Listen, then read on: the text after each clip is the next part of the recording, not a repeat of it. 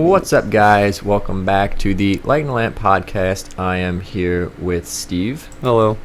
as always, and we are going to be doing, we're just going to be talking about the first round series up to this point. Unfortunately, kind of due to the speed at which the NHL is doing all this stuff, the first round starts a week, or the second round starts a week from yesterday.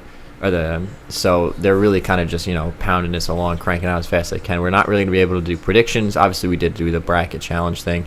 Maybe we'll talk about our brackets as a wrap-up at the end of the whole playoffs. But for now, we're just going to talk about the series as it stands. So we're just going to go 1st to 8th, 2, 7, 3, 6, and 4, 5 through the East and West, kind of talk about our feelings about the series and everything going on.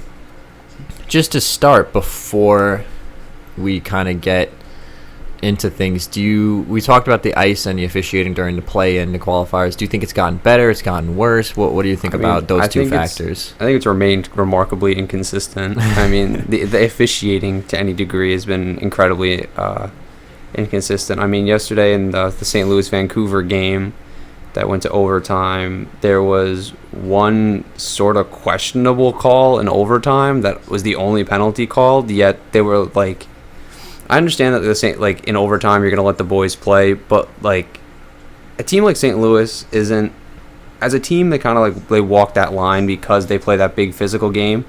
So when you let them just start slowing the game down by grabbing onto guys and ripping them down and tackling them in front of the net, it kind of to me at any degree kind of takes the whole point of the game away, because it's oh wow, this team is faster and more skilled than them, but the referees are just going to let them slow the game down instead of by grabbing onto them like it's the 90s, instead of, making them play hockey and slow them down, by efficient defending. And that was my biggest issue. I mean, I just don't understand, especially in the quintuple overtime game, the one penalty they called, they had to call, but delay a game, right? Yeah, but outside of that, it's the amount of just whacking and grabbing they were letting go was kind of to a point. It was excessive to a point, if you ask me. The officiating has been kind of, honestly, terrible, in a word. What do you think about the ice? I mean, I guess it's kind of okay. I mean, there's not as many games being played on it a day, so I think it's holding up a little bit better. But that being said, it's still August ice, so it's not great. The puck still bounces and rolls everywhere, which is something I've noticed. And the announcers are doing their best. Pierre last night in the Vancouver game was "Oh, the ice looks great down here," and I was like, Pierre, I mean, you don't have to lie to everybody. Svechnikov literally broke his ankle because the ice was so soft. Yeah, I think, from what I kind of agree that the ice is a little bit better. I think I'm noticing it being a little less bounce. I mean, pucks are always going to bounce. It's a weird shaped object, but it's a little bit better than it had been. Maybe, like you said, that's just a product of not as many games being played. I think the officiating is still not up to what playoff standards are, and here's the thing. So my biggest gripe with the officiating so far is everyone knows that come with 10 minutes or less to go in the third period, if it's a close game and in overtime, that the officials are going to swallow the whistles, because it happens every year, and that's just the way hockey's always been. And I'm okay with that. I like that. I think it's the right thing to do. You let the boys play. You don't want to make, unless it's a call that you have to make, somebody catch a stick in the face. It's okay, that's an obvious call, or a delay a game. You have to call that. Right.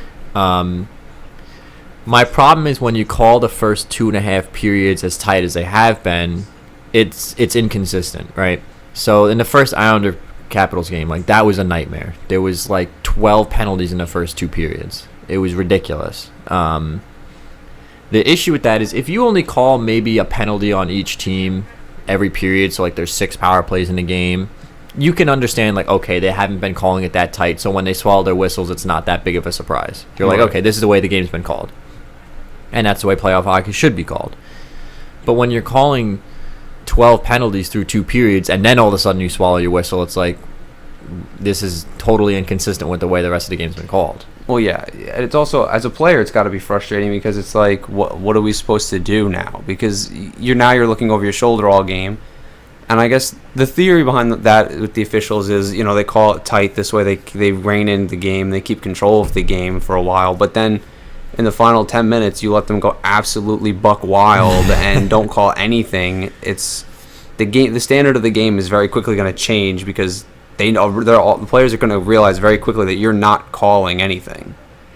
So it's very quickly going to devolve into how far can I push this envelope and how much can I get away with before they call anything. And lately it's been everything. Outside, like you said, the obvious like delay of games and high sticks and like really obvious slashes, it's like they're just letting them get away with everything. Like the interference, obviously the interference is part of the game at this point, right? You're fighting for every inch of ice, but there's a point where it's like guys are posting up in front of the net without touching the puck and getting absolutely like form tackled by defensemen in front of the net, and it's like, but why isn't that being called? Like, you called it all game long, and now you're not going to call it when the game's on the line and it matters. Especially, like, just say, for instance, the team is trailing and they're trying to tie it, and the guy gets absolutely upended in front of the net without the puck. I understand you don't want to decide a game with a power play, but, like, that you can't let a team get away with stuff like that. It's just inconsistent, like I said. You know, if you were letting the boys play for the whole game and you weren't calling anything, like I said, if you were averaging maybe 6 to 8 penalties a game, right? That's a pretty fair amount. Like each team takes like 3 or 4 penalties a game. That's pretty fair. Maybe even less than that. But when you're getting up to like 10, 12, 14 power plays a game, it's like it's just inconsistent. You know, if you were letting the boys play the whole time and then you were letting the boys play in overtime, it's like, okay, well, this is the way the game's been called since the puck drop. But it's like, oh, in the first 2 periods, it was like we were in the doghouse, and now all of a sudden it's like, you know, prison yard time. It's like, you know. Well, I mean, when you end up with almost a period and a half worth of penalties in a game, it's kind of ridiculous. Yeah, so I think like my point really is I would actually like to see less penalties being called in the first 2 periods, just for consistency's sake, because that's the way the playoffs really generally have always been called. But to your point, if they're going to call it as tight in the first 2 periods, you have to then continue to call it maybe not as tight, but like you have to keep calling it tight. You have to keep control of the game, because very quickly the referees run the risk of very quickly losing control of the game when they stop calling it, because players know they swallowed the whistles. They know that they're not going to get in trouble for a lot of what they're doing, so why not take advantage of, I mean, and for like lack of a better term, why not cheat if you can? I mean, if they're going to let you do it, then you're not really breaking any rules. If you ain't cheating, you ain't trying. Right. I mean, like, if you're not going to hook a guy, and if you can manage to hook a guy and get away with it once or twice in overtime, why not? Yeah. Right? So we'll continue to like bring this point up as we talk about the different series, because it does come into play. So we'll start in the Eastern Conference, the 1v8 matchup, the Philadelphia Flyers. Just for reference, we're recording this at about 1 o'clock Monday, August 17th. So there are some games tonight. So by the time you hear this, it might be a little bit outdated. But at this point in time, the Flyers hold a 2-1 lead over the Montreal Canadiens. Game 1 was a 2-1 win for the Flyers. Game 2 is a 5-0 blowout. Wasn't even close from the start for the Montreal Canadiens. And in Game 3 last night, a 1-0 win. Carter Hart becomes, I think, the youngest Flyers goalie to ever post a shutout in the postseason. What are your thoughts about this series? It's a lot closer than I thought it was going to be. I mean, even outside of the Game 2 outlier, right, where the Canadiens absolutely blew the Flyers out of the water, which, let's be honest, is totally uncharacteristic for the team, even outside of the fact that they're playing one of the better defensive teams in the league. I mean, the Canadiens are really giving the Flyers everything they can handle. I mean, they're getting exceptional, like, it's a goalie duel. I mean, the first game, like we said, the first game was a 2-1 win, and the last game was a 1-0 shutout win. I mean, if that's not telling you there are 2 goaltenders at both ends of the rink dueling it out all night for just to try and give their team a chance to win the hockey game. I mean, and the Canadiens are really surprising a lot of teams, I think. Like, I think a lot of teams looked past them. And, I mean, obviously the Pittsburgh Penguins managed to look past them and look where that got them, 4 games and out. But I still think, I mean, the Flyers are handling it pretty well. They don't look uncomfortable playing in these tight checking games. I mean, granted, it's the Philadelphia Flyers, you know, the Broad Street Bullies. It's in their DNA to play these tight checking, hard hitting hockey games. But they just don't look uncomfortable. So I don't see why they wouldn't beat the Canadiens unless Carey Price manages to steal a couple games here, which, I mean, yeah, it was a shutout, but like they put up 5 goals, so I don't think he really stole it, but he could have stole the game last night for them. He only gave up 1. I think he made like 38 saves or something crazy, like. And the one was a fluke, really. Yeah. It was a shot to the front of the net that just hit Jakub Voracek and went to net.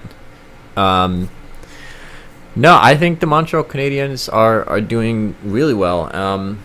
obviously speaking about this series, they're without the services of their head coach Claude Julien, who we want to wish good health and well-being to. I think he was released from the hospital. I think he had a stent placed in his heart. Yeah, I think he's going home. So obviously we want to wish Claude Julien well wishes, but and I think that part of that might have factored into their 5-0 win, that emotional surge, like we got to win for coach, right? Yeah. I just think that the Canadiens, on paper, should not be in this series, but on the ice they are. And on paper they shouldn't have been in the Penguins series, and on the ice they are. And I genuinely think that comes down to just great coaching. And I know we've talked before about, is Claude Julien the answer in Montreal? Maybe it's just that they just needed to get to the playoffs. Maybe Julien wasn't the answer over an 32-game season, but maybe in the playoffs there's just something about the way that he's coaching this team, and ostensibly the way his assistant is now coaching this team, that's really putting him over the edge. Do you think that maybe the Flyers are being out-coached a little bit, but they just happen to be the better team, so they're winning these tight games?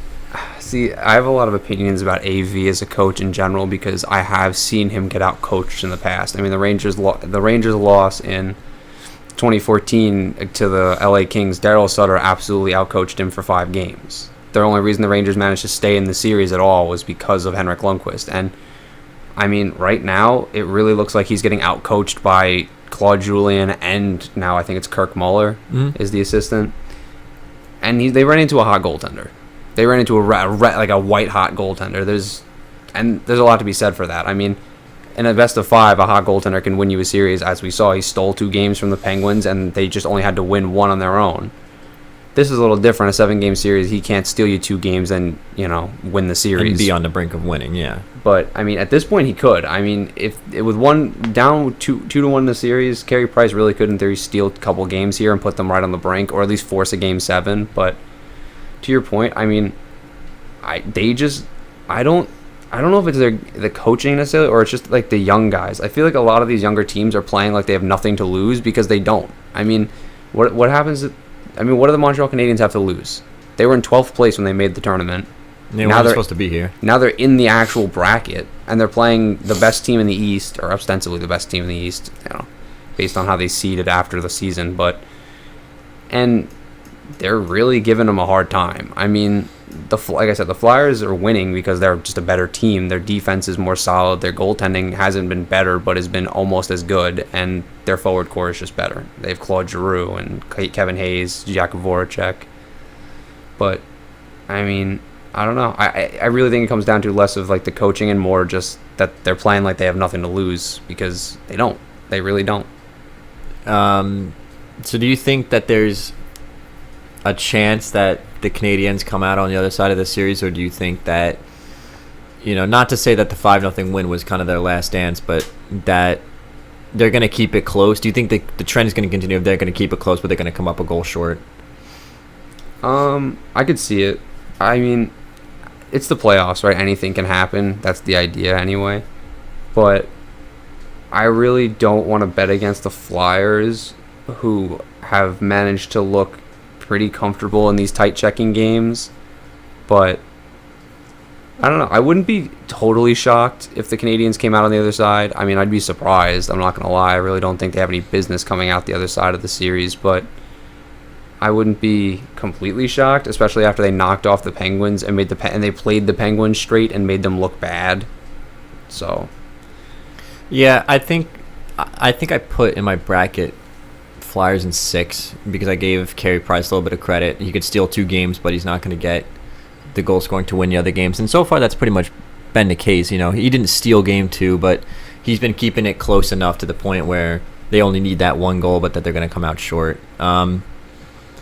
Yeah, and I just don't think that the Canadiens roster is really at the point where they're going to be competing with teams like the Philadelphia Flyers. And like you said, it's the playoffs, anything can happen. And I know we've been bagging on the Canadiens the whole time. I mean, we talked for like an hour and a half about how they were the only team in the East that we didn't really even consider competitive. And here they are. Well, and I think, honestly, the fact that they're even here is both a good and a bad thing for them. I think it would have been better for them to maybe get swept in the qualifying rounds and then just be like, all right, like, let's really buy into the rebuild here, sell off the rest of the team. But if they go on a run here, they get to the second or third round, like maybe management tries to keep them in it, and then you end up with a Minnesota Wild situation. But I mean, they have some nice young pieces who've been playing well. I mean, Ryan Suzuki's looked really comfortable through these, the qualifying round into the playoffs. Jesperi Kotkaniemi's looked really good. He's got 4 goals in 6 games played. So, I mean, I think he hit the post like twice last night. Yeah, he's looked really good. They need a little bit more out of guys like Max Domi, who's always been kind of he's kind of an enigma. He's always been really talented and like a highly touted prospect, but like he's never lived up to the hype ever. It's almost like they got 2 of those. They got 2 guys like that. They got Drouin and Domi, who right now aren't really producing at all, and they need them to. The only like lifesavers that they have those young kids playing as well as they do, because if Kotkaniemi wasn't playing well and neither was Suzuki, they'd honestly have no offense right now. So they're just lucky. They barely have any offense as it stands. Right. So they're kind of just lucky where they are, but I don't know. They really, if they want to even have a chance at winning this thing, they really need to have Domi participate more in the offense than he has. I mean, took a pretty stupid spearing penalty last night for seemingly no reason on Kevin Hayes. I mean, gave him one right in the gut, and he was lucky that they didn't call it spearing, because spearing is an automatic 5 minutes. It's your only options for spearing are a double minor, 5 or 10, and so they called him on a slash and gave him 2. So he got lucky. They could have been shorthanded for 4 minutes. I mean, and he really gave him one too for, like I said, for like almost no reason. Like Kevin Hayes was just coming across the blue line. He just stabbed him in the gut. So he's really got to figure it out, because if he's going to be doing stupid stuff like that, I mean, he's really going to have himself a bad time here, because you don't want to fool around with that Flyers power play. Yeah, and it's interesting because, as much as they are the big bad Flyers, that identity has somewhat drifted away from them, in that they don't have guys like Hartnell or Ronaldo, or even somebody like they didn't have Radko Gudas on the back end, but somebody like they did. They did have Radko Gudas. Like, they're much more of a skilled team now. I mean, they're still big, like Sanheim, Provorov. Like, these guys are still big players. But they're not the big bad Bruins or the big bad, Philadelphia Flyers, like the Broad Street Bullies anymore. But you still don't want to mess around, because you're going to give the guys like Sanheim, Provorov, Voracek, Giroux, Konechny on the power play. Like, that's the way that they're going to kill you. Yeah. And they still have some guys that can throw fists. I mean, Derek Grant's a big, tough guy. Giroux, if he wants to fight, he can fight. He doesn't really do it much anymore, but he can. You just don't want to get into a war of, I'm going to keep putting this power play on the ice, because eventually they're going to break through. Yeah. Other than that, though, I think the Flyers are in a pretty good spot. I think Montreal is going to be out in the first round, and I mean, honestly, the fact that they even got here is an accomplishment. So kudos to them and their young players. Yeah, I really think the Flyers are sitting pretty with this 2-1 lead. They had one bad game, but I think going forward, if they manage to keep playing like this, and yeah, the Canadians might keep it close on them, but they're winning games 1-0, 2-1 going forward. It doesn't really matter how you win as long as they win, and I think they're going to keep winning. So we'll move on to the next series in the East here. We have 2v7, Tampa Bay Lightning, Columbus Blue Jackets played a Herculean game, won 3-2 in 5 overtimes. The fourth longest game in NHL history. And Eunice Korpisalo set a new record for saves in a game with like 89 or something like that. Like 84 or something, yeah. Braden Point finally ends it in quintuple overtime, the 5th overtime. Game 2, the Blue Jackets come back with a convincing 3-1 win, and in Game 3, the Lightning win a 3-2 hockey game. So really, it's been really close this whole series. 3-2 in 5 overtimes, 3-1, 3-2.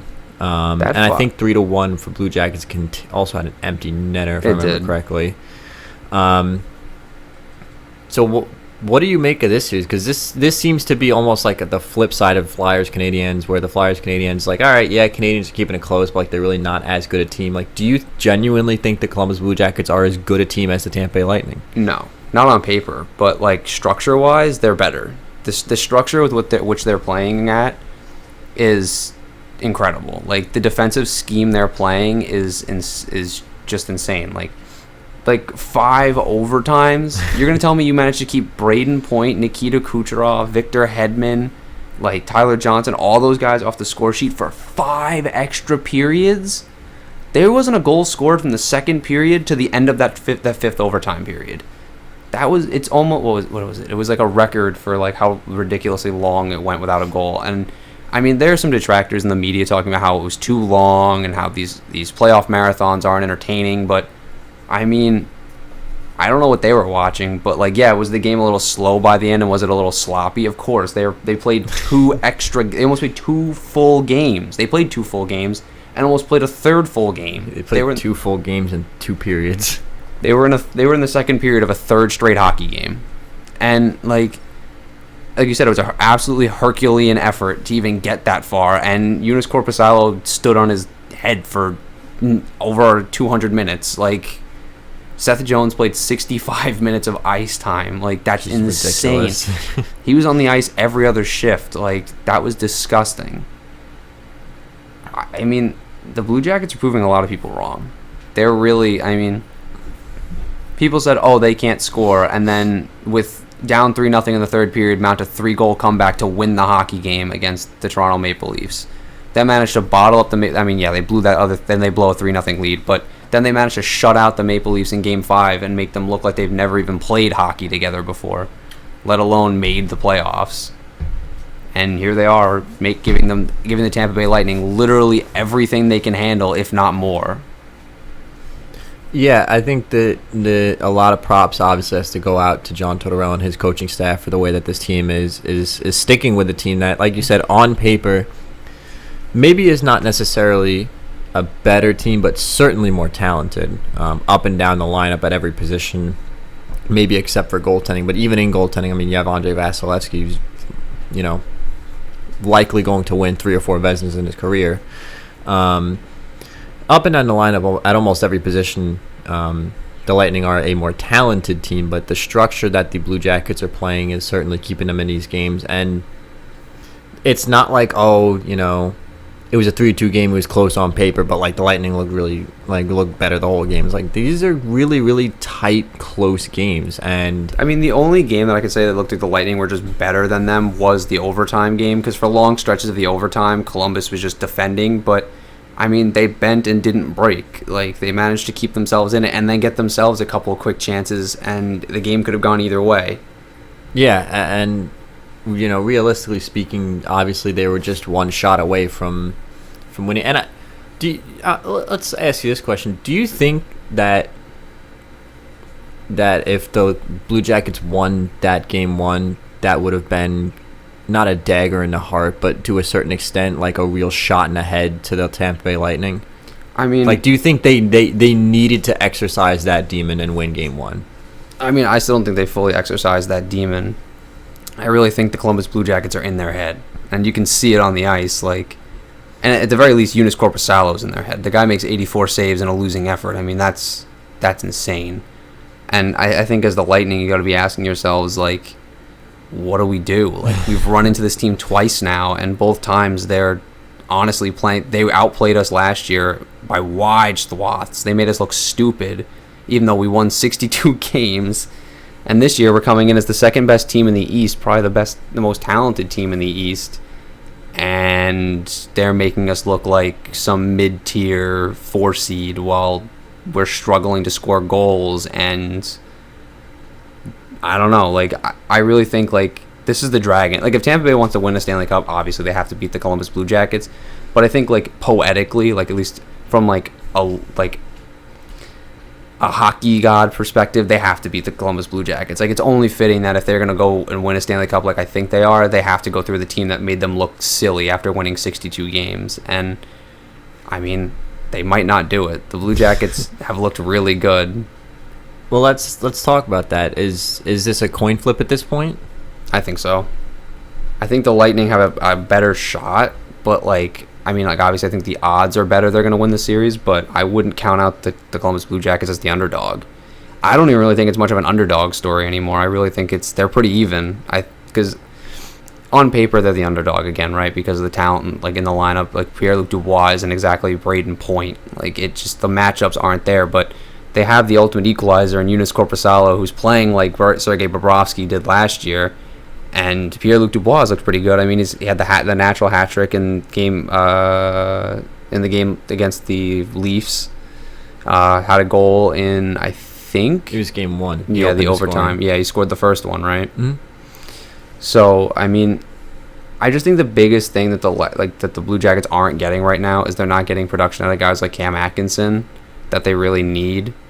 Because if they really want to win this series, they're going to need depth goal scoring, because again, their top six isn't going to outplay the Lightning's top six, but their middle six and their bottom six might be able to squeak out a mismatch against the Lightning, which might be kind of tough because the Lightning are deep. But I mean, it's still, but your best bet is to get that quality depth goal scoring rather than try to like lean on guys like Dubois and Liam Foudy, who's a rookie, to really be your big producers. But that being said, Liam Foudy's looked really comfortable, and he's got himself some points. He got himself a goal or two here and there.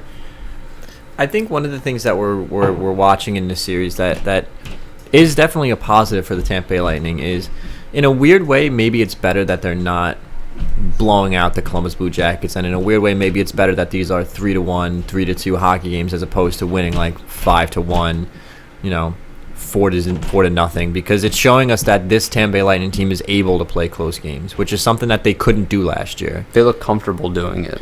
Yeah, exactly. Like last year's Tampa Bay Lightning team, they had to put up 3 or 4 goals. Not that they didn't have the goaltending or defense, because they did, but they had to put up 3 to 4 goals to look comfortable and for you to feel comfortable saying, okay, this game is in their control. But this Tampa Bay Lightning team, they're up 3-1 in the third period. You feel generally comfortable. Like, this team knows how to play playoff hockey type defense. And the big thing that comes with that is it makes you comfortable watching this team go deep. They can play a team like the Columbus Blue Jackets, who are a tight, tough checking team. And realistically speaking, when you look at the other matchups that they could potentially have in the Eastern Conference, for argument's sake, the Islanders, let's say they get past the Capitals, right? For argument's sake, let's say the Bruins get past the Hurricanes.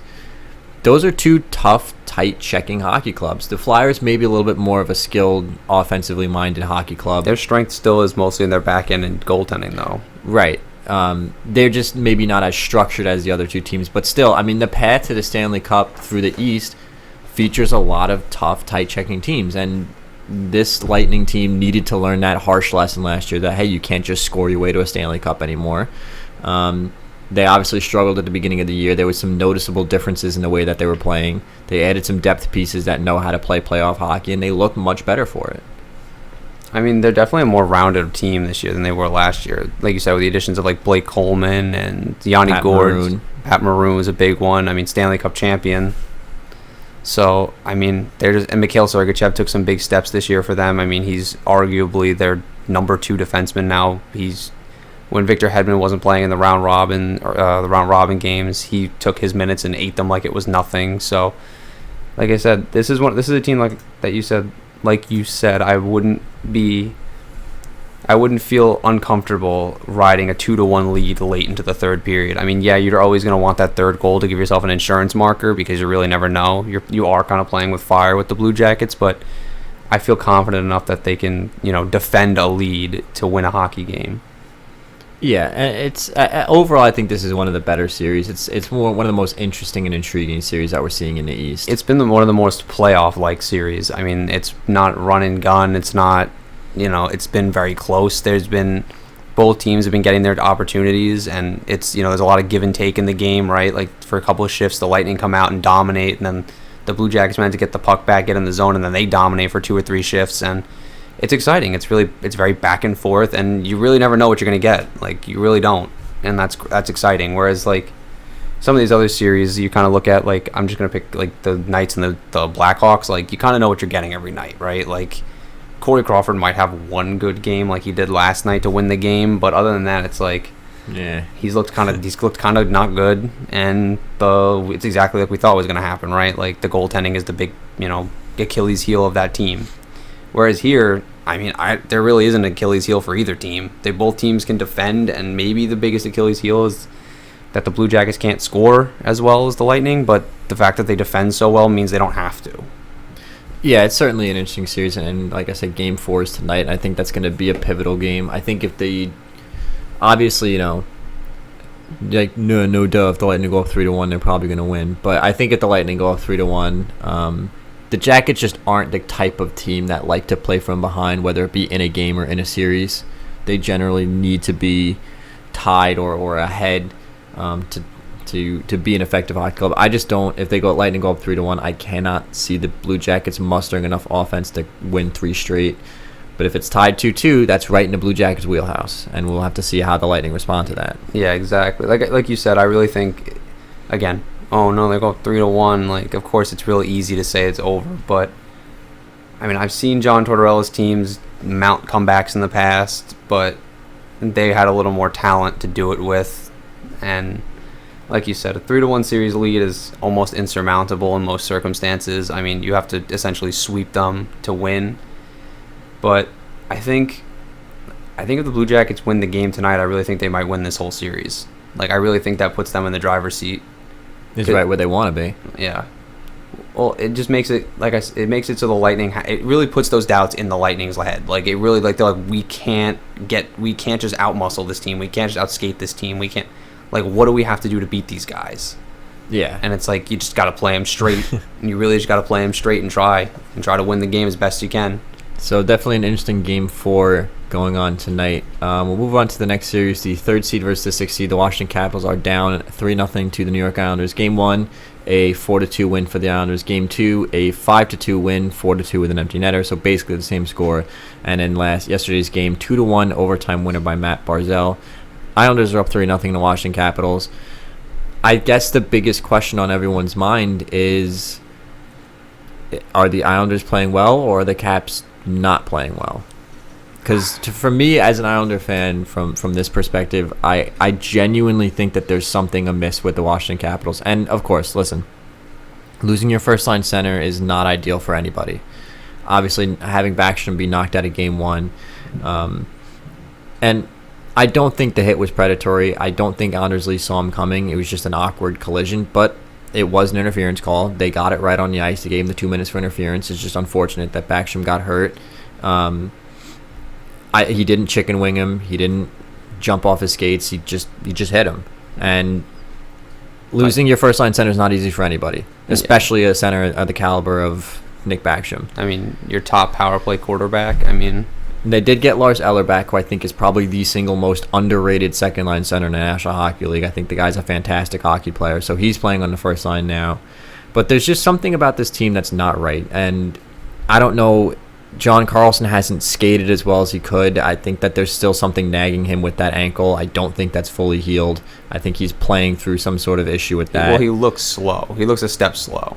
Ovechkin, I mean, in last night's game in the 2-1 overtime win, Ovechkin's first shot of the game was in overtime.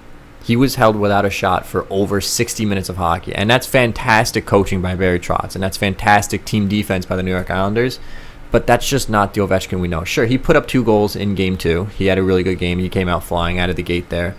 He's just missing a couple wide open nets. He's not hitting the shots that we know Ovechkin can hit, and this is not to take away anything that the Islanders are doing. I think, in my opinion, if John Tortorella is the best coach in the National Hockey League, Barry Trotz has to be like a 1B. I mean, the guy's just a genius for what he's done with this hockey club. And so it's not to take anything away from him, but this series should not be 4-2, 5-2, and 2-1. This should really be, if the Islanders are winning, it should really be like 4-3 or like 5-4. Like, the Capitals should be in these games, and for long stretches, they really aren't. I mean, the Capitals were in the driver's seat in game 1. They were winning 2-0 into the third period and then gave up 4 straight goals to lose the game. I mean, the Capitals don't look confident. They don't look comfortable.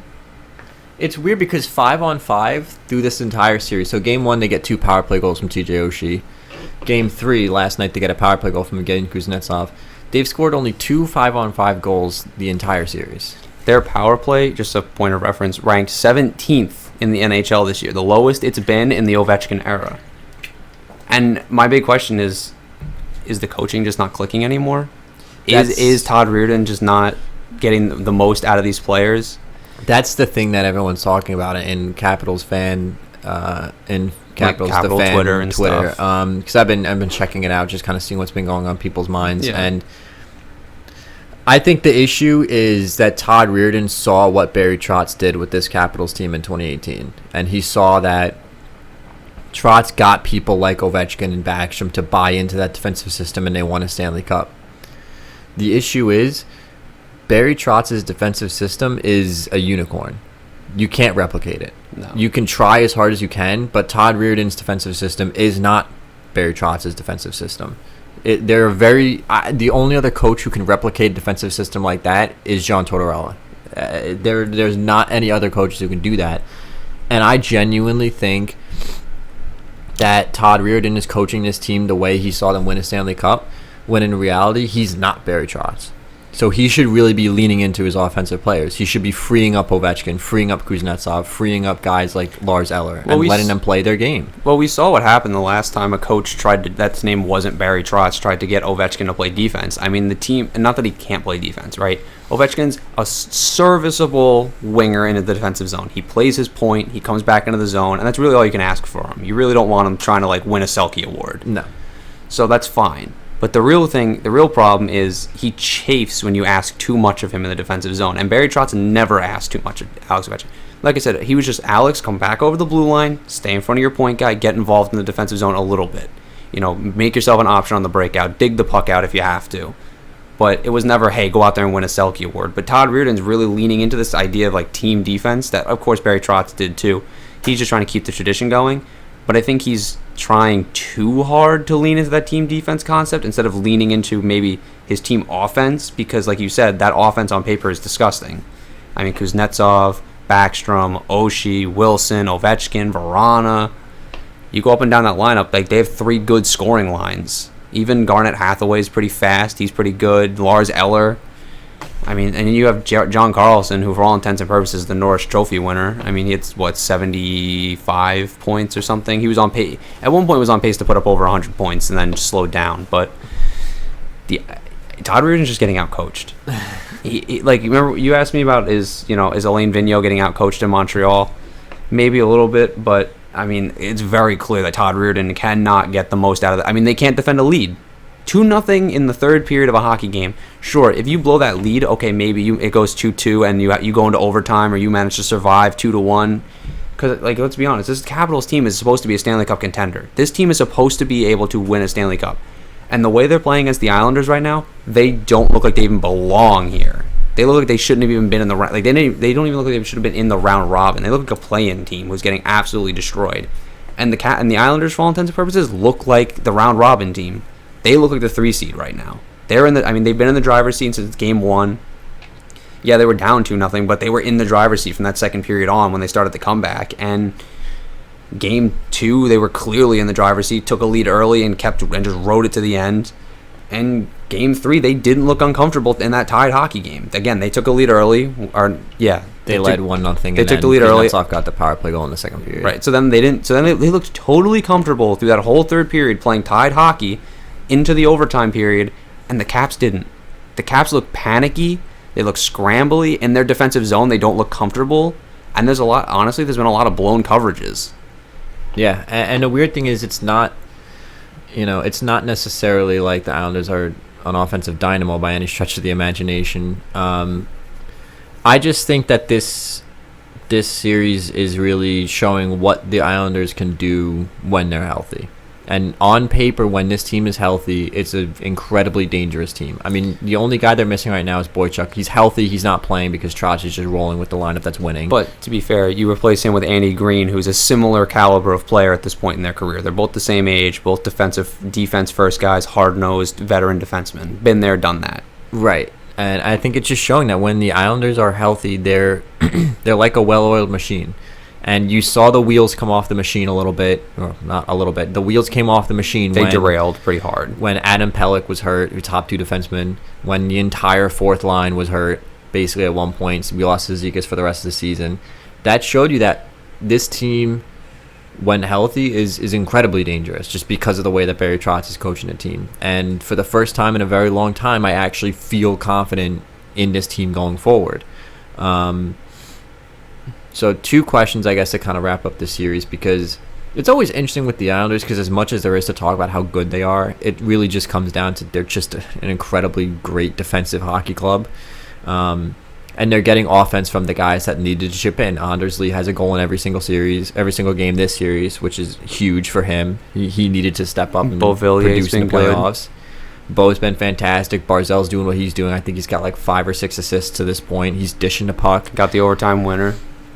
They're getting production from the guys they need to get production from. But it's like I said, it's funny because as much as there is to talk about with the Islanders for a lot, there really isn't. It's just this is Barry Trotz hockey, and it's not a fun, exciting brand of hockey. But you know what it is? It's a winning brand of hockey. It's a black and blue brand of hockey, and it's fun and exciting for Islanders fans when they're winning for the first time in how many years. But I think.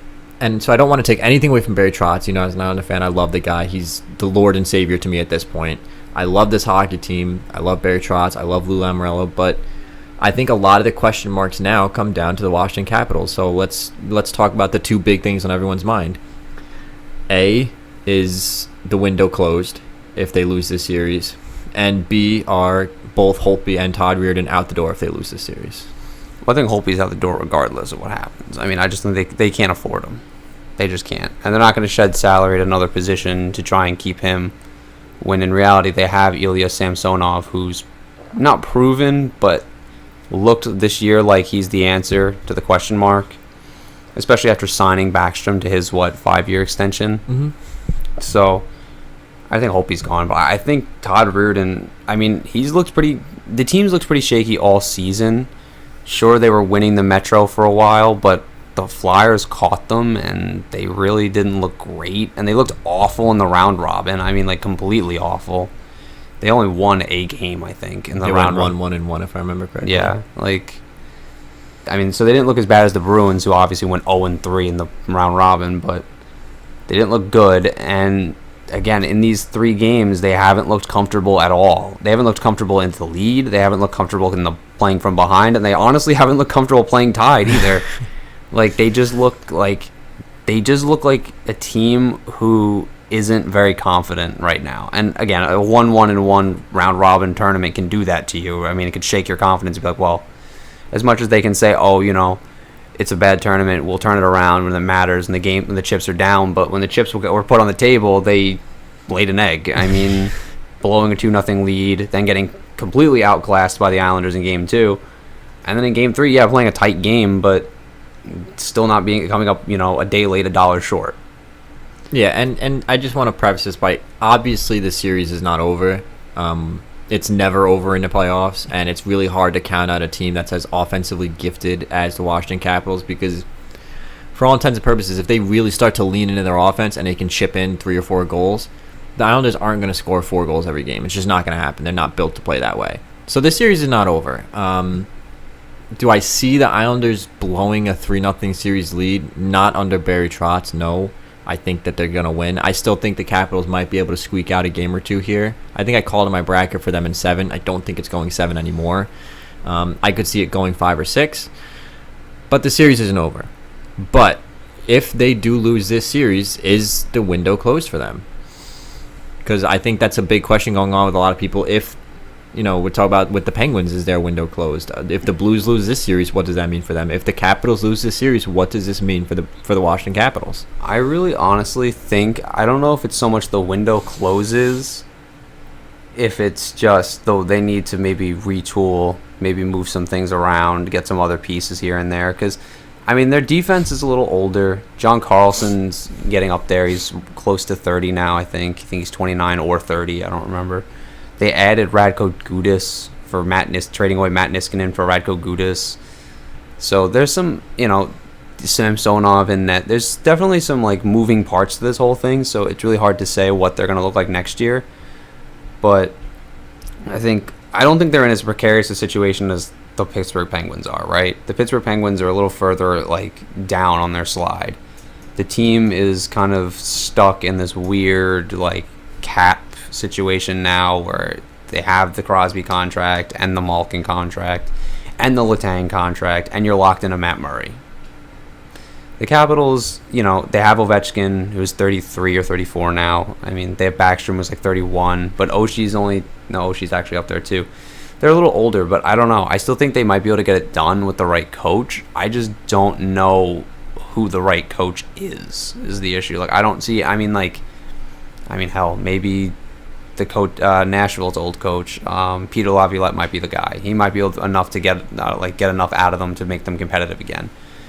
But for what it's worth, I just don't think Todd Reardon's the guy. I think he got the job by default because he was Barry Trotz's number one assistant, and they just wanted to carry over the tradition of Barry Trotz. And for some reason, instead of just signing Barry Trotz again, they let him go and were like, we'll replace him with Todd Reardon, who is not Barry Trotz, but want to keep trying to play Barry Trotz hockey. And now they ran into the actual Barry Trotz. And in the flesh. It's like the Spider-Man meme. Yeah. But like the second Spider-Man's like bootleg and like the wrong color. And he's like pointing at him. It's like, and it's... But I don't know. I mean, I think the series is pretty much over. I don't think the Capitals are going to come back from 3-0. I mean, it's only happened 4 times in the sport, and the most recent being the LA Kings. If it was any other coach other than Barry Trotz or John Tortorella, I could see it happening, but the structure is just too good for them to lose 4 straight games. Unless there's like a freak injury, I can't see it happening. I mean, like you said, the Islanders, when healthy, are dangerous. They're scary. This defense has been absolutely smothering. Ovechkin has had 2 goals in the whole series, and it's both in one game. In one game, yeah. Before that, he was held scoreless through the entire round robin and first game of the playoffs. And then you said yesterday he was held shotless into the overtime period. That's not a formula for success. No. When Alex Ovechkin, arguably the best goal scorer in the NHL, is being held without a shot through 60 minutes of regulation play, you're probably going to have a hard time. Yeah, so it's real interesting. Capitals down 0-3, and I guess we'll move on to the final series in the East. Another team that should be considered a Stanley Cup contender that's kind of getting a rough ride here. The Boston Bruins are currently up 2-1 on the Carolina Hurricanes. Boston won Game 1 4-3 in double overtime. They dropped Game 2 3-2 win for the Hurricanes, and then they won 3-1 in Game 3. Bruins up 2-1 on the Hurricanes.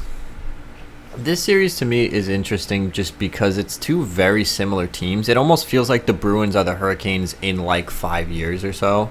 Like this veteran, like perennial Stanley Cup contender. Because like the blueprint is there. They both play strong from the back end. The Hurricanes have a really fantastic defense. The Bruins have a really fantastic defense.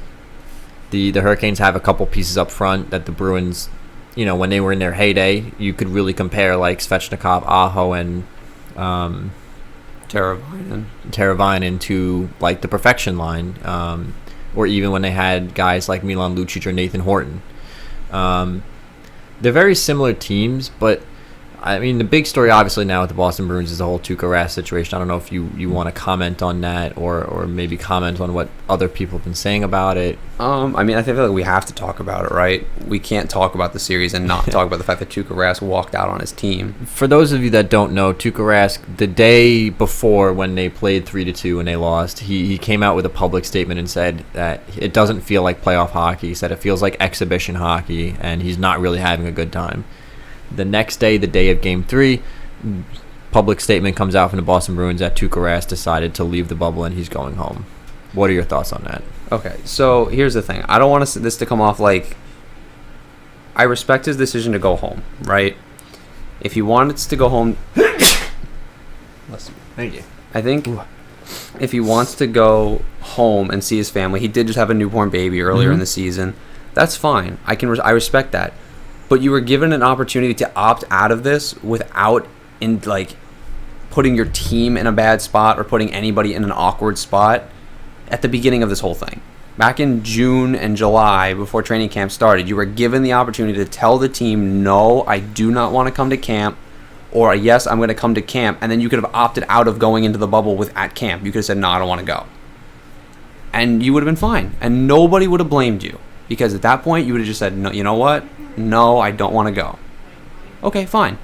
But to come here, play those exhibition games, lose all of them, essentially, and he played almost all of them, then come in here and play, go up to, even a series 1-1 with the Hurricanes, and then just to turn around and leave is a bad look.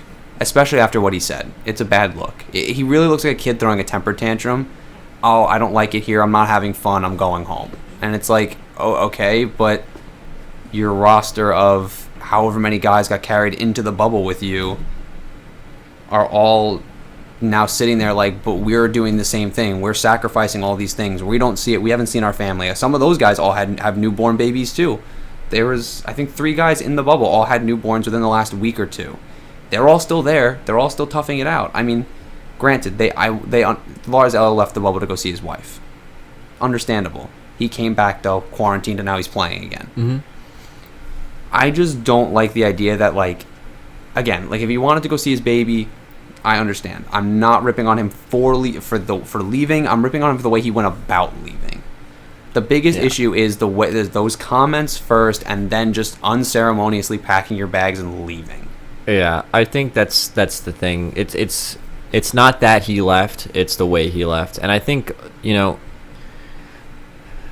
sure, if you get into a spot where you lose game 2 and you're not feeling it, I respect the fact that he knows he's not mentally locked in, and so he's not just gonna try to play it out and like screw his team over. I respect that he recognizes, look, I'm not playing my best hockey because my mind's not in it. The problem is when you put out a public statement, you're like, this doesn't feel like playoff hockey, it's an exhibition game, and I'm not having a good time. That really puts an unfair spotlight on your team. If he really wanted to leave, what he could have done is he could have had the Bruins declare him unfit to play, and he could have went home. And everyone would have been like, oh, maybe he got injured, maybe he like needed a surgery or something like that, maybe there was some issue with his health. He could have just talked to the front office and said, listen, I'm not having fun, I'm not enjoying being here, I want to go see my family, and they could have just issued a public statement saying Tuukka Rask is, wishes to return to his family due to some sort of family issue. Not necessarily lie, but, tell, like, thinly, put a little white lie on top of the truth, which is that he probably just wants to go home. And the thing about that is, if he does that, then it's coming from the Bruins. It's not coming from Tuukka Rask, and there's not this spotlight on, well, Tuukka Rask was saying that this isn't real hockey, blah, blah, blah, blah. You know what I'm saying? Like, I respect that. Well, his teammates now have to answer to that comment. They have to answer to his comments. And I think the most unfair part about it is all this now falls on Jaro Halak, who, I mean, look, he's a consummate professional. He's been there, done that. He's a veteran, and he's playing well. He played really, really well in Game 3. He only gave up 1 goal on a thing that was his mistake. But it puts a lot of unfair pressure on him, because now if he blows Game 4, well, he's not Tuukka Rask. Well, Tuukka Rask would have been there. I think the issue is that, look, you want to go into the bubble and you want to see how you feel mentally. Okay, maybe that's not the most responsible choice. Maybe you should be 100% committed before you go to the bubble. But, okay, maybe you go to the bubble, you want to see how you're feeling. Fine. But then you take all the reps away from Jaro Halak. You play games 1 and 2 of a playoff series, and then you throw Jaro Halak into Game 3 because you threw a temper tantrum and left. Like, he really either should have just had the Bruins declare him unfit to play, because if they declare him unfit to play and he goes home, everyone's not like, well, he just left. It's like, maybe he had some sort of injury that he was just not going to be able to play through, and he decided to go home to his family to recoup. But to put out that statement and say what he said was just not the right. It just wasn't responsible. And it puts a lot of questions. Is this the kind of guy you want in your locker room next year? It's an unprofessional look. It really is. Because, like you said, like it puts his whole team in such an awkward spot, because now they have to like really sell how like it's not that bad in the bubble and how confident they are, despite the fact that they're kind of struggling right now. They're kind of treading water, and they don't look great doing it. I mean, they've won 2 games, but again, they don't look good doing it. Yeah, I guess to kind of flip the narrative back onto the play on the ice, like, how do you think the Bruins are going to handle going forward? I mean, look, Halak's a great goalie. I mean, he's one of the best backups in the National Hockey League, and arguably he'd probably be starting for a lot of different teams. But do you think the Bruins look good enough to get past the Carolina Hurricanes? It's tough. I mean, the Hurricanes have looked good. And the Bruins haven't looked great. I don't like the Hurricanes' goaltending is really the thing. Like that goaltending is such an Achilles heel that even with Yaroslav Halak in net, they're still leagues better than Peter Mrazek and James Reimer.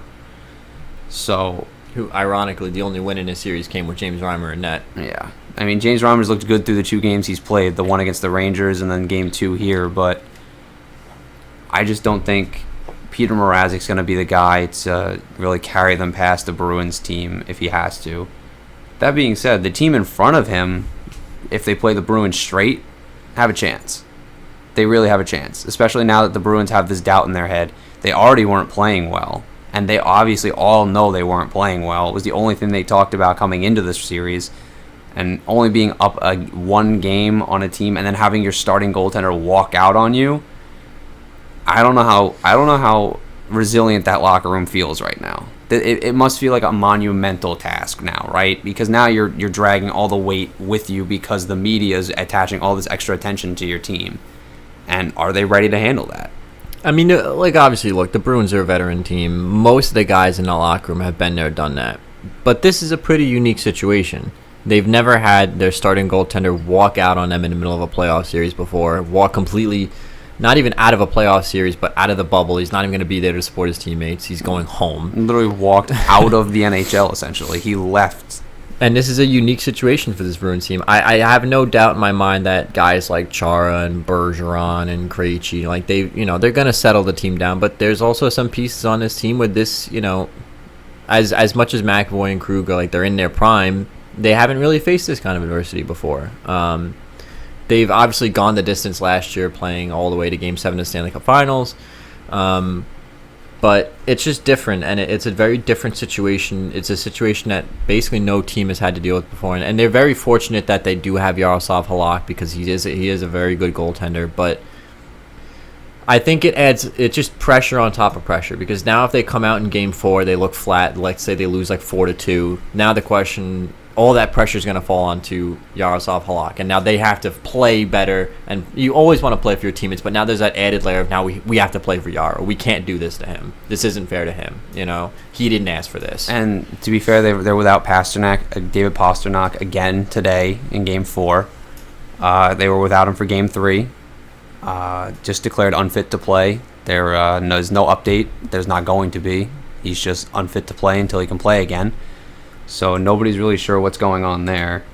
But that's a big loss. I mean, it breaks up that probably what is arguably one of the best first lines in the NHL, the perfection line, which I think that name is so stupid, honestly. I know Jack Edwards gave it to them, and I hate Jack Edwards so much. Oh, he's a clown.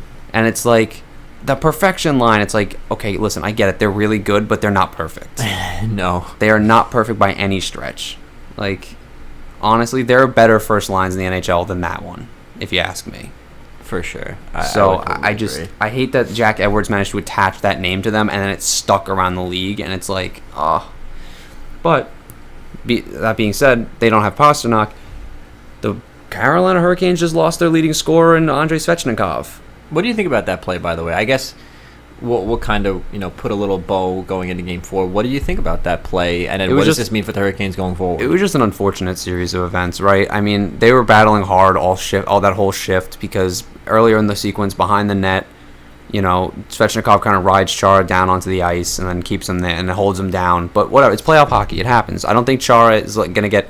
Obviously, he's going to be annoyed, but Chara's not going to let that get under his skin all that much. He's a 43-year-old consummate professional. He's won a Stanley Cup, and he's given it to guys like that his whole career, so he understands it's a give and take here. That being said, he then collides with Svechnikov, and his skate might have sort of clipped his skate. I don't think it was on purpose, but Svechnikov then stumbles, and the ice must have been soft. His skate, I guess, dug into the ice, and then his ankle just snapped. They're going to say he's unfit to play, but if you watch the clip, everybody knows it's a broken ankle. I mean, the way his leg bends is inhuman. There's no reason his foot should have touched his shin the way it did. It was disgusting. And I think that's a big hole. I mean, he's been playing big minutes, putting up big points, and playing a big physical brand of hockey for them. I mean, he scored... I'm pretty sure he scored in Game 1. He scored the third goal in Game 1 to tie it, I'm pretty sure. But, I mean, they still have Sebastian Aho, who's been playing really well, but I just think, it makes it more of a difficult undertaking now because you don't have your leading goal scorer or point getter. And so, are the Hurricanes done? Oh, no. Absolutely not. I think the Hurricanes... Would it surprise you if they won this series, or would you kind of just be like, this makes sense? It makes sense. Like you said, they're built kind of similar. I mean, both teams losing their leading goal scorer. Both teams really leaning on their defense to get a lot done. The only difference is the Bruins have a lot of media attention right now because of the Tuukka Rask situation, and the Hurricanes kind of are flying under the radar, just playing good, solid hockey. Which they always kind of have been. Yeah. I mean, to be, not for nothing, but, there's a certain benefit to being under the radar. I mean, the media seemed really surprised when they blew the Rangers out of the water in 3 games, and I wasn't surprised in the least. Like, Carolina was a good hockey team. Like, on paper, they were better than the Rangers. The only thing the Rangers had going for them was they had better goaltending, and their scoring was on par. The Rangers' goal scoring didn't show up. Carolina's did, and Carolina's goal scoring continues to show up here through the first 3 games of the Bruins game, the Bruins series. So I think they're gonna be hard to contain, and even losing Svechnikov, they're still dangerous. They still have Vinny Trocheck. They still have Sebastian Aho, Teuvo Teravainen, Martin Nikish. Like, it's a good hockey team. Yeah, I agree. I don't think the series is over in the slightest. Really, the only 2 series that I think they're not over. I mean, I think the Islanders series is starting to hit its death rattle for the Washington Capitals. I feel pretty confident about the Flyers, but I think the other 2 series right now are more or less coin flips. I mean, I feel good about the Lightning. I don't feel as good about the Bruins, even though I picked them. But we'll see. So we're going to flip over to the Western Conference, and speaking of series that I think are pretty much more or less over, the 1v8 series, the Vegas Golden Knights have a 3-1 lead over the Chicago Blackhawks. The Blackhawks last night staved off elimination. Game 1, 4-1 win for the Golden Knights. Game 2, 4-3 overtime win for the Golden Knights.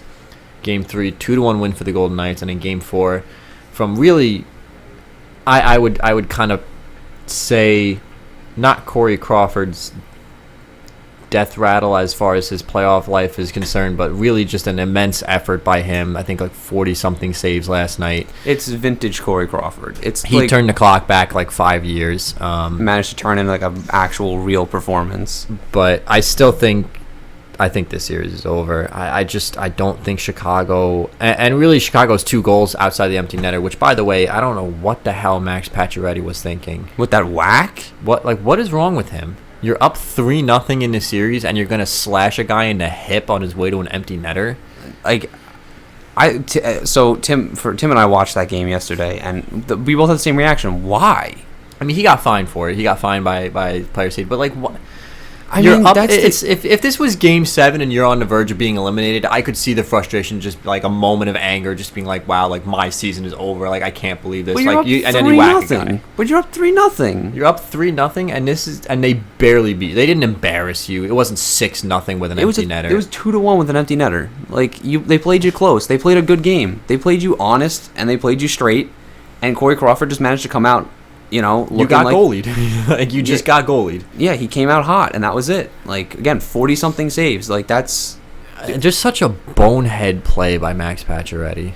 I mean, I don't like the Golden Knights. Full disclaimer, I've never been a fan of the Golden Knights. I honestly kind of hate them. I think that they think they're hot shit. Really, like this is really what it looks like. Like they came into the league the first year, surprised a bunch of people by being able to scam teams out of players that they didn't really think were that good, but everybody else kind of was scouting like, well, I don't know about this one. Get carried real hard by Marc-Andre Fleury to a Stanley Cup final, and all of a sudden they're the best team in the Western Conference. And that's all we've heard about for the last 3 years.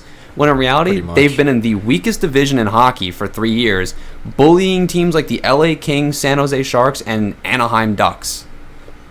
Like, this team isn't good. Like, and they've just been like, they just have this idea. Like, they're honestly like the Minnesota Wild. They don't know what they want to be.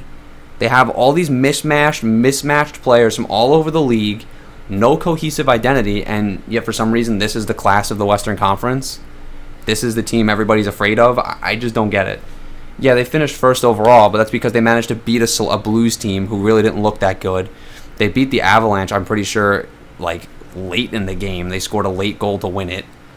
The Dallas Stars, who knows what's going on with the Dallas Stars? They shouldn't have beat the Stars either. That's a real interesting series. We'll get to that, but yeah. So, but like, you know what I'm saying? So it's like, oh wow, okay, so they're not, and now everyone's they're so good. Yeah, you're beating the Blackhawks. The Blackhawks have no business being in the playoffs. Their goaltending is bad. Their defense is questionable, and their offense is only really kind of okay. Their top 6 is really good, and then their depth isn't that great. So, okay, you're bullying essentially an AHL roster for 4 games. Good for you. But the reality is, I don't think the Vegas Golden Knights are all that good. I don't know what this organization is really doing. Robin Leonard starts game 1 and 2. Well, then they have a back-to-back was the issue. So they started And then Fleury, they start and he went Fleury in back. game 3, and then Robin Leonard comes back in for game 4. I don't. And look, Leonard, did he play great last night? He played pretty well. He gave up that one bad goal. The game winner, unfortunately, went in off his head as a really sharp angle. He should have had that. But for all intents and purposes, Robin Leonard's been playing pretty good for them. I mean, Robin Leonard didn't lose you that hockey game. No, the fact that I don't even want to say the Golden Knights lost themselves that high. Like, you got goalied. It happens. A guy like Corey Crawford in the playoffs, he's gonna find that form every once in a while. It's less that like they lost the game, more that the Blackhawks just managed to win the game. The Blackhawks managed to claw their way out of it. That being said, I think I actually did pick Vegas in 5, and I can't see the Blackhawks coming back from a 3-1, a 3-0 deficit. If they reverse sweep the Golden Knights, I don't know what to tell you. I mean, I'd be more excited than anything else, but and that's like, I like a lot of the young players on the Blackhawks roster. I think DeBrincat's really fun and exciting. Kirby Dach's a really big, exciting power forward type player. Patrick Kane still has it. Drake Kadrula is still good.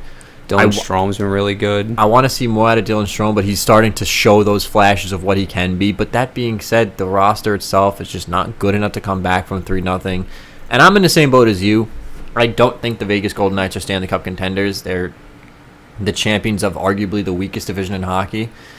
Not even arguably, the champions of the weakest division in hockey. They're the biggest pretenders in the NHL. Yeah, and that's not to say that every team from the Pacific Division isn't as good as they think they are, but to a certain extent, like, there are teams that have more complete rosters that are just better teams than them. And okay, sure, you can beat up the Chicago Blackhawks, but I don't like the Vegas Golden Knights' chances against Colorado. I don't like their chances against either of Dallas or Calgary, and I don't like their chances against either of Vegas or either of St. Louis or Vancouver. And the only reason I didn't pick the Coyotes is just because I think they match up okay against the Coyotes, just because the Coyotes are like basically. Well, we'll get to the Coyotes in a sec. Actually, do you want to is there any last minute thoughts on the series, or do you think it's like pretty much over? It's pretty much over. It's what everybody thought. The Blackhawks managed to get by the Oilers, and now they're going to go out in the first round, and that's fine. So we'll switch over to 2v7 Avalanche and Coyotes, and Avalanche take a 3-0 win in Game 1, a 3-2 win in Game 2, and a 4-2 win for the Coyotes in Game 3. I don't know if the Coyotes have a game plan other than get your face caved in for 60 minutes and hope Darcy Kemper can make 50 saves, because that's really the only reason that they won Game 3, and that's the only reason they were even in either ones of Game 1 or 2. I mean, Game 1 was scoreless until the third period when they scored 3 goals in, I think, a minute and 50 seconds or something. And I think Kemper at that point had like 35, 37 saves. Like, yeah. Do they have a game plan other than get absolutely punched in the head for 60 minutes and hope Kemper can win you the game? And this is really sad for me to say, because I really like this Coyotes roster. I put them second in the Pacific Division this year, and I thought they're going to take a huge step. And all they've done to me is prove that they're just as mediocre as they've always been, outside of a guy named Darcy Kemper. I mean, I picked earlier in the season, back in whenever they traded for Taylor Hall, which feels like an eternity ago now. We said that opened the door for them to win this division. It really did look like they had the roster to win this division. Their defense on paper looks good. Their offense is pretty okay. Pretty good. They got some good pieces, and their goaltending was stellar for them all season. And they didn't win the division. They barely made the playoffs, and they get into the playoffs, and they've looked absolutely terrible. The only reason they won the Predator series is because of Darcy Kemper. What's what I'm saying? Like, even against the Predators, they got outplayed every single game for 60 minutes, and for somehow managed to squeak out goals because Darcy Kemper's playing out of his mind. And I really don't think if you're the Arizona Coyotes, you can feel confident coming into Game 4 here, which I think is today, and say, listen, we're still in this, guys. We got this. I mean, you have to, right? You have to go out there and say those things. But reality, in the back of their head, they just got to be thinking, like, oh, my God, we got to play for Darcy. Like, that's really what this has to come down to. Like, guys, we got to do something because we're letting him get shelled.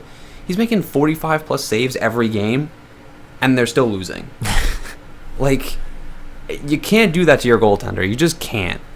And that being said, like, the Avalanche are giving them everything they've got. I mean, the Avalanche looks scary in this series.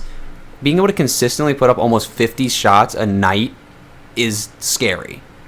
Against any team, regardless of who you're playing. Yeah, I mean, if the Boston Bruins would have a hard time winning games if they're getting shelled with 50 shots every single night. It's just the reality of the game. You don't want to give up that many shots, and you don't want to give that many shots to a team that has Nathan McKinnon, Mikko Rantanen, Gabriel Landeskog, Cale Makar, Sam Girard. Like, this is a good hockey team. I mean, even Nazem Kadri. Like, Nazem Kadri's looked good. realistically. Hasn't cross-checked anyone in the head. Has been physical for them, though. I mean, brings that nice edge that they needed. I really do feel like this series comes down to whether or not Darcy Kemper is going to make 50 saves a night. And again, I don't want this to come off as me picking on Coyotes fans because, I mean, I don't know if we've really mentioned on this podcast. For a long time, I really didn't like the Phoenix Coyotes, and I really wasn't a big fan of their organization.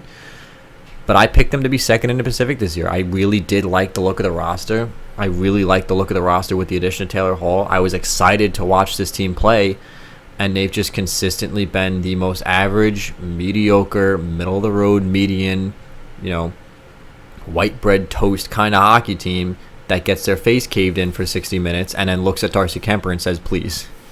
I mean, honestly, this is like Minnesota looked better than Arizona did in the qualifying rounds. And they didn't play each other, granted, but Minnesota gave the Vancouver Canucks a tough time, which is more than I can say for the Arizona Coyotes. They beat the Nashville Predators, but they really didn't give them a tough time. Darcy Kemper beat the Nashville Predators. Yeah, exactly. They didn't give the Nashville Predators a tough ride. Like, Darcy Kemper gave them a rough ride, and they couldn't score. And to be fair, they just happen to match up better because the Predators can't score anyway because they don't know what the hell they're doing, and their goaltending just couldn't keep up with Darcy Kemper.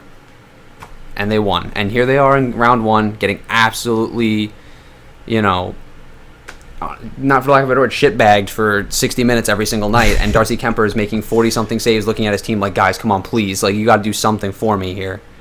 And I guarantee you he's not actually, like, in the locker room, he's not like, guys, come on. But, like, in his head, you can feel. Like, you can see it on his face sometimes in the game. Like, after a series of saves, he'll look around just like, oh, am my I the God. only one in a Coyotes uniform right now? Yeah, he's essentially playing 1v9. Like, or what? Yeah, 1v9. His own teammates aren't helping him either. Yeah, it's actually 1v10. He'd be playing, so it's just bad. They just look bad. So it is, and that's not to take away from anything the Avalanche are doing because they look like a really good hockey team, and I'm really excited for this Avalanche team. I genuinely think that they could win the Stanley Cup this year. I think there's really not much to say about the Avalanche because it's exactly what we expected out of the Avalanche. They're fast, they're strong, they can score. They can defend pretty well, and Philip Grubauer's looked pretty good. He hasn't looked bad. I mean, he's not the reason they're losing games, so that's really all you can ask for out of him. So is this series more or less over at this point? Unless the Coyotes can mount a Herculean comeback, because this series really should be 3-0. Yeah, for sure. So, and I think the Avalanche know that. So in their head, they smell the blood in the water, right? They're like the shark. They're hunting this thing. They know they can get them.